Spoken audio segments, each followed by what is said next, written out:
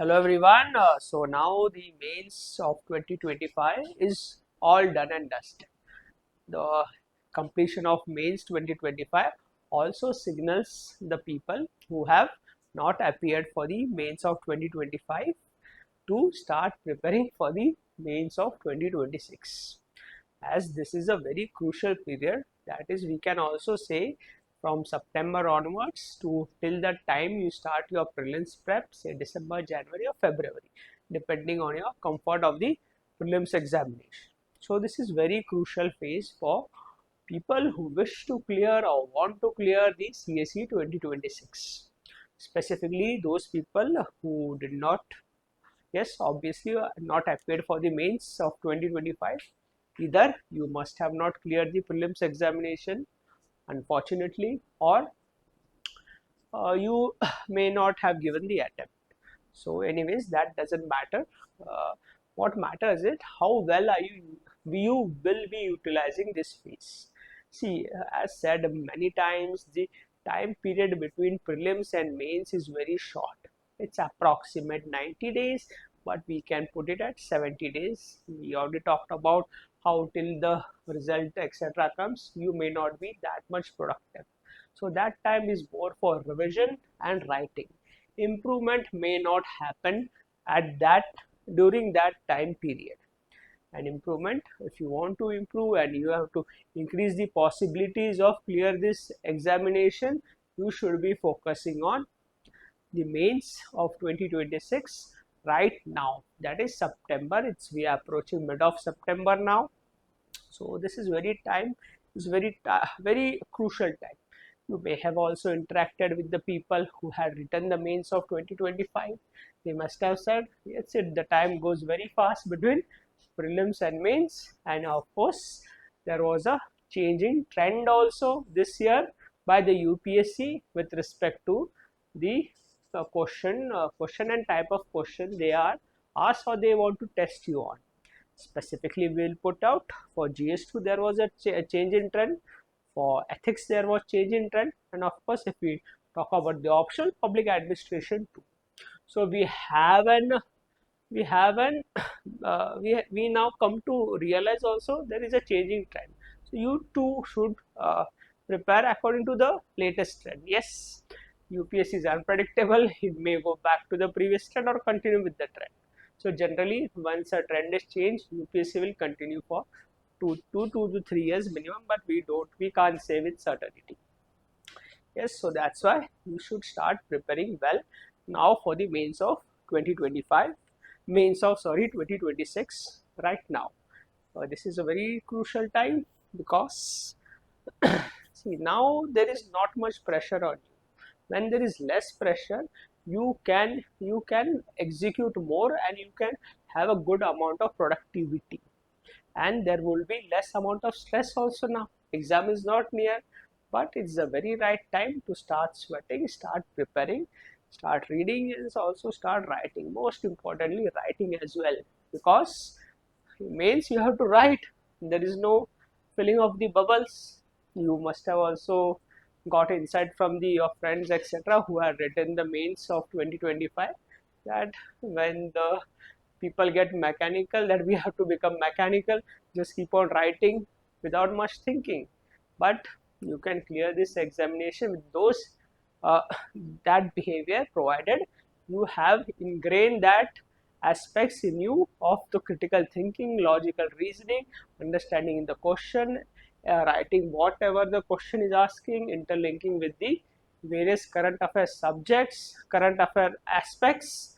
So that way, then that mechanical work of writing papers continuously during the mains phase, your personality automatically gets ingrained with the demand of what the UPSC is demanding. For that to happen, you should practice beforehand. It won't come in a day or in a day or a week or even a month. And yes, there is less time, as said earlier, between the prelims and mains, so that all aspects will happen now. Otherwise, unfortunately, you will get stuck again in this cycle of the UPSC, then CSE 2027. So yes, you need to break out from this cycle by clearing this examination. Okay, so it's the right time you start studying, target each component of the syllabus, read about each component, write answers about that. If you have some lack of clarity on certain aspects, you can join some modules. We also have public administration module as well, targeting specific difficult concepts of public administration or ethics or whatever you wish. Okay, and every aspirant is different, every aspirant will have different strengths and weaknesses as well. So it's the right time to start studying. Okay, now enough time has lapsed since the prelims result.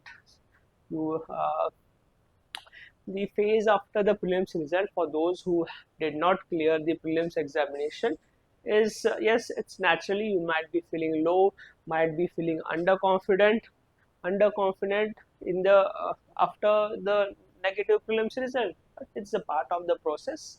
So now it's better to wake up and start your prep, because we all know the exam is highly competitive.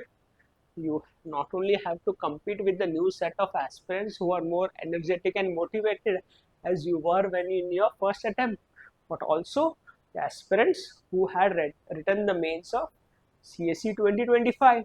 So we all know around 15,000 people appeared for the mains of 2025, and of which, yes, we all know 1/5 will be clearing the examination. That is the mains exam. So around 3,000 will appear for the interview, and of that too, only we can say 1/3 will be find their name in the list. So around 1,000 people will get selected. So even in that 1,000 also, we can say 1/5 or 1/4 will be satisfied with their service. So majority chunk of these people, 15,000, will be appearing again for the CSE 2026. So you have not cleared the prelims examination, you will be competing with these people also. They have an additional experience of writing the mains examination. Yes, experience comes in handy. They know the what you have to go through during the mains examination, and also they have prepared very holistically, most of them, for their mains, that is between the pre and main phase. And yes, it is very natural that people who did not clear the prelims must have not studied, but now it's the right time to wake up to compete with this set of people also, and with the other set of people as well, the new set of people. So if you utilize this time properly, you will not only compete with them, but even outcompete them as well. Yes, after all, it's a competitive examination, right? So utilize this properly, and the strategy can be, you first target your optional, take bigger things and important things first, optional, then ethics, then gradually you can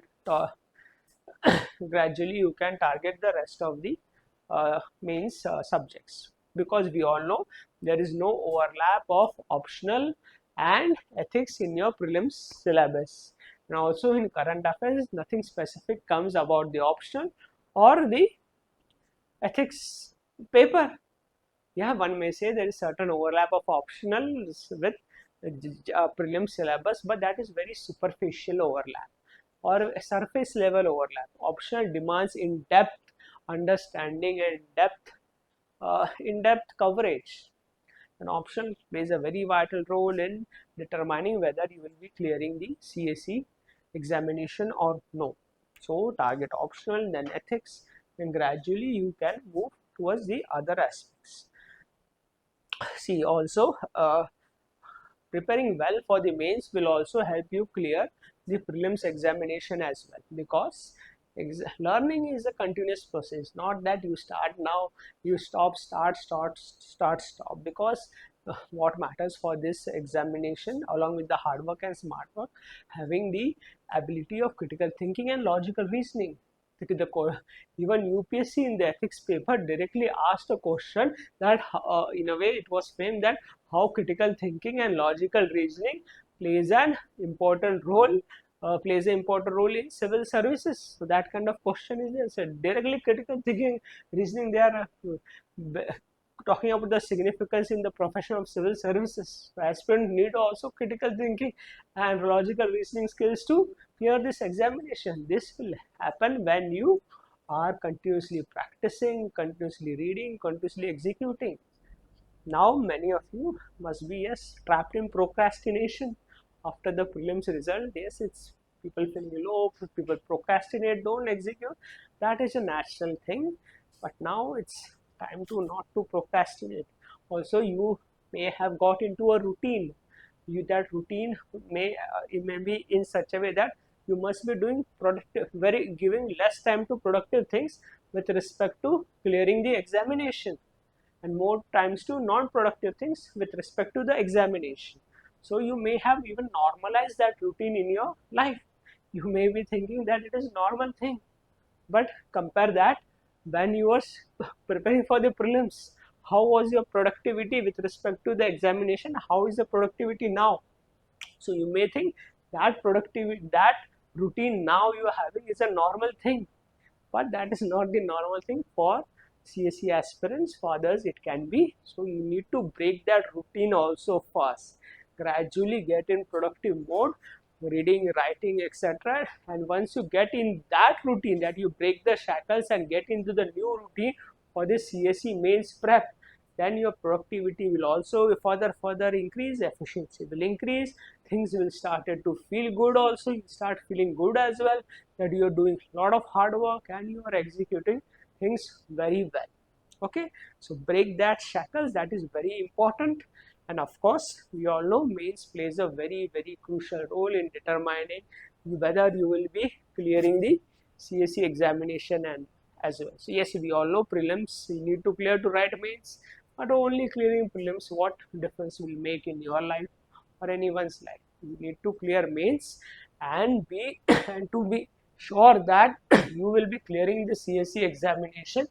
You need to clear mains with a substantial leverage, that is a substantial marks above the cutoff. So you have a certainty that you will be clearing the CSE examination. Interview can go anywhere, it's just a one day 30 minutes meet. If it's a bad day, it may go down also. For that, if that happens, the insurance will be provided by the mains examination. We have plenty of you can go and check the CSE results of the last few years, or till since the inception of UPSC.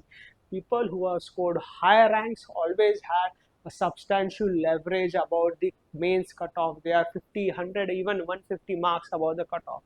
Recently, the former finance secretary had released a book, No Minister, where he writes that he had scored one of the lowest marks in the interview, 120 marks only, yet he secured the 4th rank, all India 4th rank. Because there also he talks about that I had secured the highest mark in the mains examination, which made me secure the 4th rank despite so less of interview marks.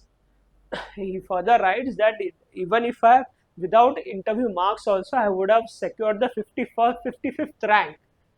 See, that much means leverage he had. So also it also shows that even if you score less in interview, you will not only clear this examination, but also you can also be a good civil servant. So that's why I'm telling you, interview assessment is like a black box. We can say we don't know how it goes, where it goes. Everyone appearing for the interview will say the interview was good. I had in my life as a aspirant, and now I have never come across anyone who has said my interview is bad. So that's why it's better that mains will give you the clarity. To mains marks will determine whether you will be clearing the examination or not. Now for that to happen, to get a substantial leverage above the mains cutoff, the the the strategy lies now Now start executing. Enough of procrastination, break those shackles, and hopefully, hopefully, hopefully then you will be in a very good position for the CSU 2026, and it will help you, will give you a substantial leverage in the mains cutoff, provided you utilize this time well, strategize now, execute now. Enough, I guess, to strategy. A lot of strategy must have gone, planning must be gone. Now it's time for execution. Okay, so hope this was helpful for you. Okay then, happy learning.